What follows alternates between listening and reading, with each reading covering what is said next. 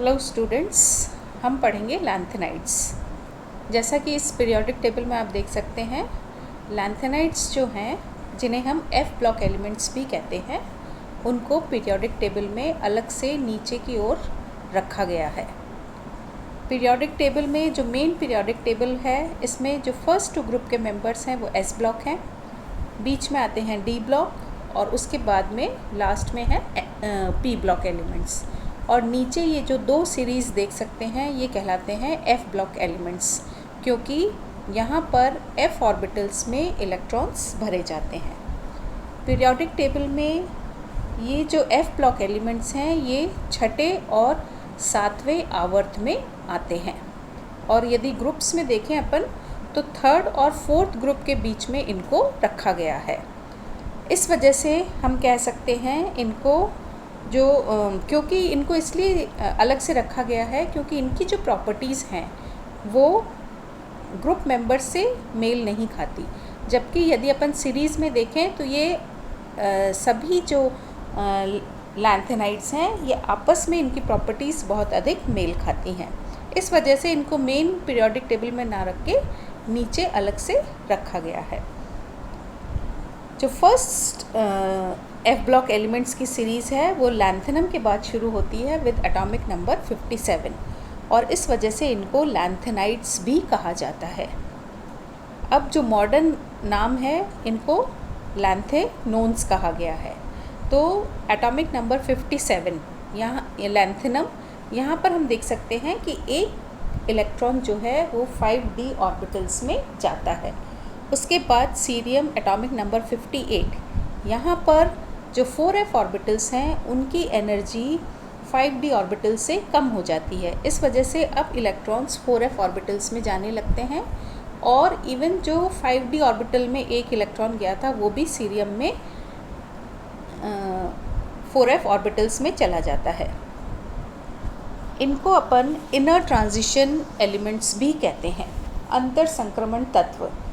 अंतर संक्रमण तत्व इसलिए कहते हैं क्योंकि जो इससे प्रीवियस लेक्चर में अपन ने देखा था ट्रांजिशन एलिमेंट्स क्यों कहा गया था संक्रमण तत्व, क्योंकि ये एस और पी ब्लॉक एलिमेंट्स के बीच में होते हैं। इनकी प्रॉपर्टीज़ भी इन दोनों के बीच में होती हैं और ये इन दो को जोड़ते हैं, एस और पी ब्लॉक को जोड़ने वाले तत्व हैं, इसलिए इनको अपन कहते हैं संक्रमण तत्व। अब क्योंकि जो एफ ब्लॉक एलिमेंट्स हैं ये इनके भी अंदर आते हैं, यानी थर्ड और फोर्थ ग्रुप के बीच में इनको रखा गया है, इस वजह से इनको कहा गया इनर ट्रांजिशन एलिमेंट्स, अंतर संक्रमण तत्व। इनका एक और नाम है, इन्हें दुर्लभ मृदा तत्व, रेयर अर्थ एलिमेंट्स भी कहा जाता है, क्योंकि जिन ऑक्साइड से इनका निष्कर्षण किया गया था उनको मृदा यानी अर्थ कहा जाता था और उनको बहुत दुर्लभ मात्रा में पाया जाता था। इस वजह से इनका नाम पड़ गया था रेयर अर्थ एलिमेंट्स। हालांकि अब ये दुर्लभ नहीं है, अब ये बहुत अधिक मात्रा में पाए जाते हैं, लेकिन क्योंकि पहले ये बहुत कम मात्रा में पाए जाते थे और इनके ऑक्साइड्स अर्थ में मिलते थे, इस वजह से इनका नाम पड़ गया था रेयर अर्थ एलिमेंट्स। इस स्लाइड की मैं आपको बता ही चुकी हूँ कि इनके जो कॉमन नेम हैं एफ ब्लॉक एलिमेंट्स भी कहते हैं, इनर ट्रांजिशन एलिमेंट्स भी कहते हैं, लैंथेनाइड्स कहते हैं, लैंथेनोन्स भी इनका नाम है। और यदि इनकी पीरियोडिक टेबल में अपन पोजीशन देखें तो 6th पीरियड में ये हैं लैंथेनाइड्स और थर्ड और फोर्थ ग्रुप के बीच में होते हैं। इलेक्ट्रॉनिक कॉन्फ़िगरेशन इनका जो है वो हो जाएगा 1s2 2s2 2p6 3s2 3p6 3d10 4s2 4p6 4d10 5s2 5p6 5d1 6s2। ये तो हो गया लैंथेनम का। और क्योंकि जो अंदर वाला इलेक्ट्रॉनिक कॉन्फ़िगरेशन है वो ज़ीनॉन जैसा है जिसका एटॉमिक नंबर है 54, तो इस वजह से जब अपन इनको रिप्रेजेंट करते हैं, जैसा कि इस स्लाइड में आप देख सकते हैं, जब अपन इनको रिप्रेजेंट करते हैं तो अपन सिर्फ लास्ट के जो 3 ऑर्बिटल्स हैं जिनमें इलेक्ट्रॉन्स भरे जाते हैं उनसे भी रिप्रेजेंट कर सकते हैं। यहाँ पर अपन देख सकते हैं कि इनमें 3 कोश जो हैं वो अपूर्ण रहते हैं, यानी n-2 n-1 व n, और इलेक्ट्रॉन्स जो है इनमें n-2 यानी जो अंदर वाला सबसे बाहर वाला कक्षक n हो गया, उसके अंदर n-1 हो गया और f ऑर्बिटल्स उसके भी अंदर होते हैं। इन f ऑर्बिटल्स में इलेक्ट्रॉन्स भरे जाते हैं और टोटल f ऑर्बिटल्स संख्या में 7 होते हैं। तो टोटल 14 इलेक्ट्रॉन्स जो है इस सीरीज़ में इन एलिमेंट्स में भरे जाएंगे। इस वजह से अगर लैंथेनम को भी इंक्लूड कर दें अपन तो 15 एलिमेंट्स जो है वो पीरियोडिक टेबल में नीचे अलग से रखे गए हैं और इनमें 14 इलेक्ट्रॉन्स जो है एक एक करके भरे जाते हैं। यहाँ पर आप इलेक्ट्रॉनिक कॉन्फ़िगरेशन देख सकते हैं कि अंदर ज़ीनॉन है, उसके बाद में लैंथेनम में तो 4f0, 5s2 और 5d1। इसके बाद में 4f ऑर्बिटल्स की ऊर्जा कम हो जाती है, तो जो 5d वाला इलेक्ट्रॉन है वो भी 4f में चला गया, 4f2 हो जाएगा, 5d1 एंड 6s2। फिर एक एक करके इलेक्ट्रॉन्स भरे जाते हैं और एक जो गैडोलीनियम है विद एटॉमिक नंबर 64, यहाँ पर अगेन इलेक्ट्रॉन 4f ऑर्बिटल में ना जाके 5d में जाता है, 5d1 हो जाता है, 4f7 एंड 6s2। इसको अपन extra stability of half filled orbital से समझा सकते हैं, क्योंकि यहाँ पर f ऑर्बिटल हाफ फिल्ड हो गए और क्योंकि उनका स्थायित्व अधिक होता है इस वजह से इलेक्ट्रॉन अब 4f में ना जाकर 5d में जाता है एक इलेक्ट्रॉन। देन अगेन उससे नेक्स्ट 65 टर्बियम जो 5d वाला इलेक्ट्रॉन है वो भी 4f में चला जाएगा। इलेक्ट्रॉनिक कॉन्फ़िगरेशन हो जाएगा 4f9, 6s2 एंड 5d0। तो इस तरह से एक एक करके इलेक्ट्रॉन्स भरे जाएंगे।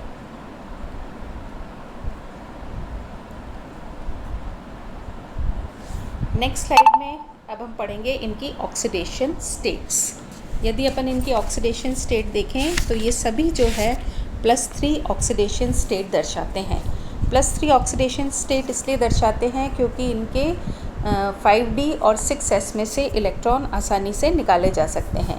यदि अपन इनकी आयनाइजेशन एनर्जी देखें तो इनकी जो प्रथम 3 आयनन ऊर्जाओं के मान हैं वे अपेक्षाकृत काफ़ी कम होते हैं और ये 3 इलेक्ट्रॉन आसानी से त्याग सकते हैं और इसलिए ये सभी जो है +3 ऑक्सीडेशन स्टेट दर्शाते हैं, जो कि इनकी स्टेबल ऑक्सीडेशन स्टेट है।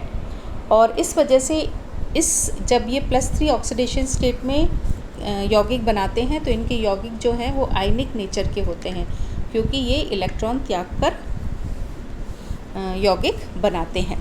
इसके अलावा और भी कारण हैं जिसकी वजह से इनकी +3 ऑक्सीडेशन स्टेट जो है वो स्टेबल ऑक्सीडेशन स्टेट होती है। पहला 5s तथा 5p उपकक्षकों के आवरण प्रभाव यानी कि शील्डिंग इफेक्ट के कारण 4f उपकक्षक से और इलेक्ट्रॉन निकालने में बाधा उत्पन्न होती है। जैसा कि आपने ट्रांजिशन मेटल्स में देखा था कि अपन जो d ऑर्बिटल्स हैं उनमें से इलेक्ट्रॉन्स निकाल सकते हैं और वो वेरिएबल ऑक्सीडेशन स्टेट शो करते हैं। लेकिन यहाँ पर जो f ब्लॉक के एलिमेंट्स होते हैं, क्योंकि f ऑर्बिटल्स और भी अंदर सिचुएटेड होते हैं, इस वजह से due to shielding effect of 5s and 5p और इलेक्ट्रॉन्स को निकालना पॉसिबल नहीं हो पाता है। इसलिए ये अधिकतर +3 ऑक्सीडेशन स्टेट ही दर्शाते हैं। इसके अलावा कोई भी जो ये है कोश वो अर्धपूर्ण या पूर्ण पूरित अवस्था में अधिक स्थायी होता है, जैसा कि गैडोलीनियम एटॉमिक नंबर 64 और ल्यूटीशियम एटॉमिक नंबर 71। इनमें भी यदि अपन देखें तो हाफ फिल्ड और कम्प्लीटली फिल्ड 4f ऑर्बिटल्स होते हैं। गैडोलीनियम में तो 4f7 और इसमें ल्यूटीशियम में 4f14 अवस्था होती है। यही कारण है कि गैडोलीनियम +3 तथा ल्यूटीशियम +3 ऑक्सीकरण अवस्था में ही पाए जाते हैं, क्योंकि उनमें 5d और जो 6s कक्षक के इलेक्ट्रॉन्स हैं वो ये त्याग सकते हैं। सीरियम जो है एटॉमिक नंबर 58, इसकी +4 अवस्था में f उपकोश में इलेक्ट्रॉन प्रवेश नहीं करते हैं, अतः इसका विन्यास हो जाएगा 4f0। यदि 4 इलेक्ट्रॉन्स अपन निकाल लेते हैं तो उसके बाद में 4f0 हो जाता है, वो भी एक स्टेबल विन्यास है। अतः सीरियम जो है वो उसकी +4 ऑक्सीडेशन स्टेट जो है वो ज़्यादा स्टेबल ऑक्सीडेशन स्टेट है। वे सारे तत्व जिनके उपकोशों में 0, 7 या 14 इलेक्ट्रॉन पाए जाते हैं, अर्थात जिनका इलेक्ट्रॉनिक विन्यास कैसा हो जाएगा 4f0, 4f7 या 4f14। तो ऐसे इनके पास वाले जो तत्व हैं वो भी स्थायित्व प्रदान करते हैं। ये मतलब इनके जो नज़दीक वाले जो तत्व हैं उनको भी ये स्थायित्व प्रदान करते हैं। यही कारण है कि प्रेसोडायमियम +4 उसका 4f1 विन्यास है, सेमेरियम +2 जिसका 4f6 विन्यास है, और टर्मेशियम +2 जिसका 4f13 विन्यास है। ये जो स्टेबल इनकी जो ये ऑक्सीडेशन स्टेट है ये विलयन में पाई जाती है। टर्बियम +4 यदि अपन देखें तो उसका विन्यास हो जाता है 4f7 जिसमें हाफ फिल्ड f ऑर्बिटल्स हो जाते हैं।